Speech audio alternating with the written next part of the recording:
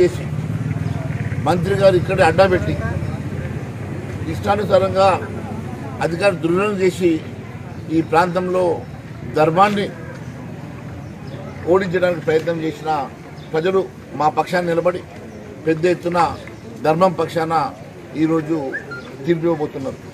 అత్యధిక మెజార్టీతోటి నిర్మల్ నియోజకవర్గంలో 50,000కు పైచిలకు మెజార్టీతోటి మరి ఇక్కడ మనకు మెజార్టీ నిర్మల్ నియోజకవర్గం రాబోతున్నది. ఉమ్మడి ఆదిలాబాద్ జిల్లాలో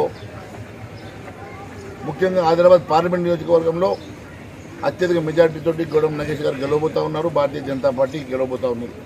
ఎన్ని రకాలుగా వీళ్ళు అవినీతి సొమ్ముతోటి డబ్బులు పంపిణీ చేసి మద్యం పంపిణీ చేసి అధికారులు దుర్వినియోగం చేసినా కూడా ప్రజలు ధర్మం పక్షాన్ని నిలబడ్డందుకు ప్రజానికానికి ధన్యవాదాలు తెలియజేస్తా ఉన్నాను. ఖచ్చితంగా భారతీయ జనతా పార్టీ రాష్ట్రంలో కూడా అత్యధిక సీట్లు గెలవబోతున్నది.